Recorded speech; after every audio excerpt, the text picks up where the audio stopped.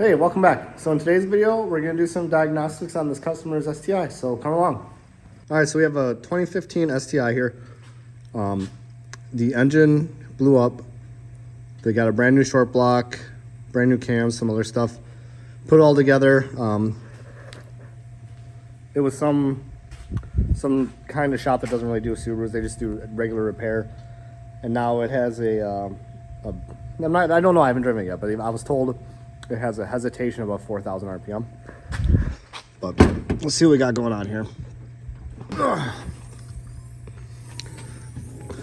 so it looks like it's got a FP green, pair and 4-port, some TGV deletes. Yeah, overall looks pretty cool. Looks like some injector dynamics in it. Yeah, so I think we'll take it for a test drive, see if we can get it to act up.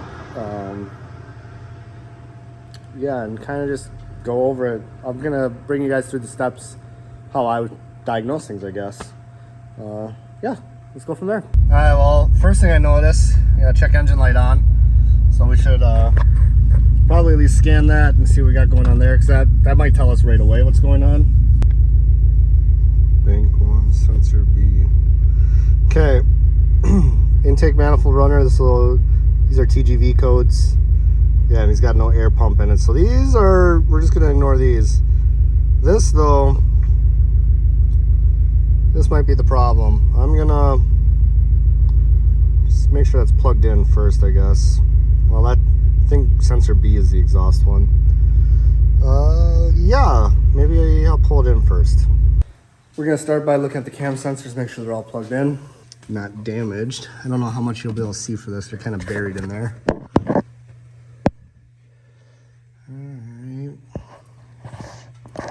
Yeah, I don't know if you can see that connector right in the middle of the screen there. She's plugged in. So it's saying bank 1, which is this side, but right here we might as well just check them all. Yep, all right, that one looks good. Alrighty, well, let's take a look. Take a look over on this side. I can already see there's problems here. Get the light here so you guys can see. So this is the variable valve timing. That connector is completely melted. This one's got some oil in it. Let's unplug it and see if oil's coming through the sensor or not, because that can cause issues. It doesn't really look like it's coming through it, but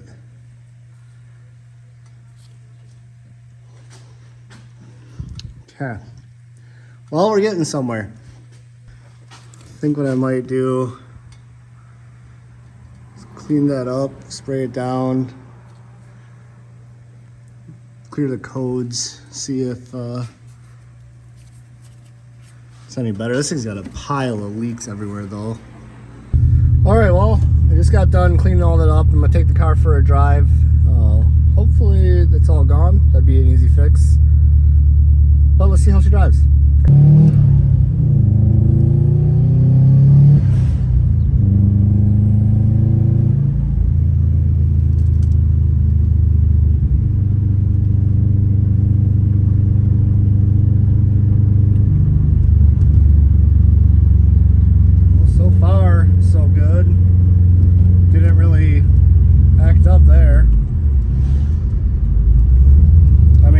Definitely needs a tune.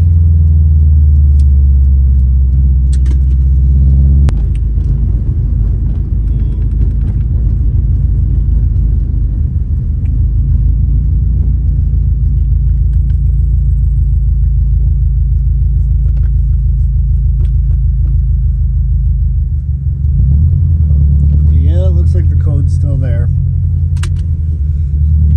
Which I'm not entirely surprised by. That would have been way too easy of a fix. But it's the end of my work day today, so I'm gonna pull it in the shop and then come back to it tomorrow. All right, so it's a new day. I'm gonna get started on this again, and what we're gonna do today is I'm gonna pull the radiator and all that, and we're just gonna double check that the timing is correct. If that's correct, I think we're probably gonna have to end up putting ABCS gears and solenoids in it. They're probably gunked up. I'll have to talk to the customer to see if they were replaced when the engine was blown up, but yeah, let's get this torn down and see what we got going on. But I just want to talk to you guys about this little stubby impact I got here. It is a godsend for working on Subaru harmonic balancers.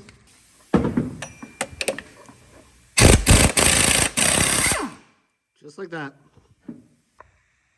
Well, I just checked timing. It is all looking very good, so that's a dead end. I'm gonna call them and see if they did reuse these or not. It kind of looks like it because they've got it all marked, which that makes me a little concerned. So I just got off the phone with the customer. They did give me approval to replace the cam gears and the solenoids. So we're gonna start with doing that. Like I said, probably what's happening is, especially on this one, it's probably full of gunk, and even though the mechanical timing is still correct, the actual hydraulic part of it is probably either too far advanced or retarded. So we're gonna do is replace all those and do some retesting. I gotta fix that connector when we do it. I'm pretty certain that's gonna take care of it though. But parts are in order. It's gonna take a couple days, so we'll check back up with you guys when we get everything. All right, I'm not sure if I told you guys, but the customer approved doing all the solenoids and the gears and everything. So I'm gonna start by doing the lower ones here. Do this, I'm gonna have to change that pin out on this one. Remember, it's melted. But I'm gonna do those. I'm gonna probably do the upper ones, then we'll work on switching the gears over. And then hopefully it's all good. I mean, I'm gonna have to drain the oil, do some stuff like that, and we'll take it for a drive. If that fixes the cam crank correlation issue, we can probably go into getting the car tuned, and that should help a lot of it as well. But let's get going on this and see what we can get done. Yeah, all right, we got them both put on. Popped a new connector on this guy. It's the nice part about being a parts hoarder is you got a bunch of parts laying around. So what we're gonna do now is we'll do the top ones, and then we'll do the cam gears. And then, yeah, like I said, we'll drain out the oil. Yeah, so I've got all the solenoids replaced and getting ready to do the cam gear stuff, but this is the one that was throwing the codes. I don't know if you can see all that. That's bearing material.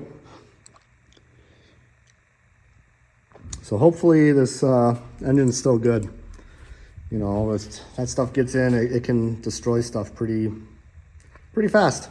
So let's get this all taken apart and swap the new ones on. Yeah, so I wanted to pull the oil and see what it all looked like. Yeah, I'm gonna have to sell them an engine, I think. Oh man. All right, so we're back working on this car. It's been probably a month and a half. Customers were in really no rush. Plus there was a little back and forth about what we thought we should do. They have opted to just put it back together, put the new AVCS gears on, and hope that the filter caught everything. I advise against that, but you know, if that's what they want to do, I'm gonna make sure that, you know, they sign something that says, yes, anything that happens from here on out is not our fault, but we take responsibility. I understand that they've already spent enough money on this car. They don't really probably want to spend too much more. But the biggest problem with that whole idea is, even if the filter was to catch most of it, it's got to go through the oil pump first, and they don't want to put an oil pump on it.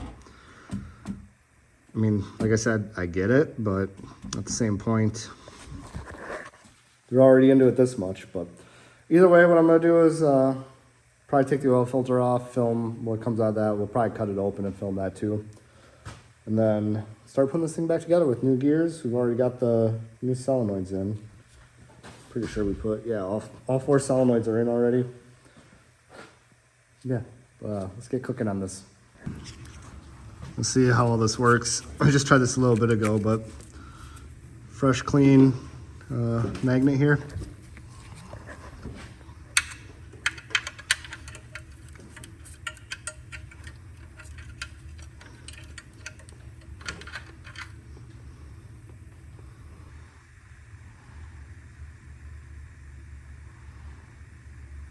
Well, you can kind of see.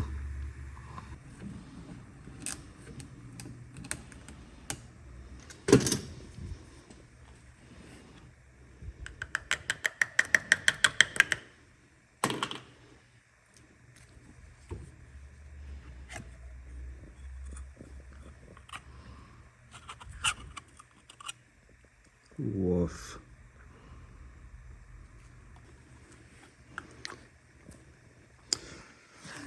Yeah, so I'm gonna put that in a little baggie for the customer so they can inspect it. But yeah, I wouldn't trust this engine, but it is what it is, you know? Well, she's ready to start up. I've got the fuel pump relay pulled right now. I'm gonna wing it over. I wanna try and get as much oil pumped around before starting it because, like I said, this is a herd engine. It's not gonna be bad to do that. So let's wing it over a little bit, and then I'll find a spot to set you guys for first startup, especially if it does knock right away. That I'd rather have it be shown. So yeah, let's wing this thing over.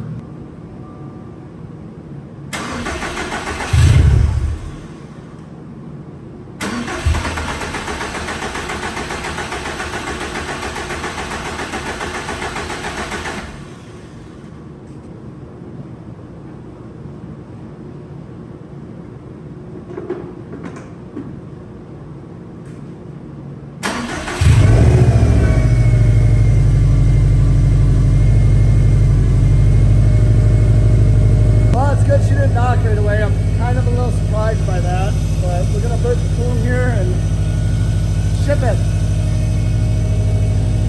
Yeah. Well, I'm out on a test drive with the car right now. It doesn't really drive much better according to the data. The cams are being controlled properly. The one cam that was being a problem is still acting a little slower than the others, so be willing to bet the passages in the head are probably plugged. But you know, unfortunately, with the situation that is with this car, there's not much I can do about that. You know, if you're one of those people to take a vehicle to a shop, you know, I get he's in a bad spot, but it sucks to spend the kind of money he's spending right now, and the car's not really leaving in any better shape, you know, and the car needs to be tuned really bad. Like, there's just so many problems with it, and it's just, I just don't like cars leaving my shop that aren't fixed, if that makes any sense. But yeah, I'm gonna call this customer and let him know his car's, for all intents and purposes, done. But that's where I'm gonna leave this video. If you guys like this kind of content, make sure you subscribe, and we'll see you guys next time.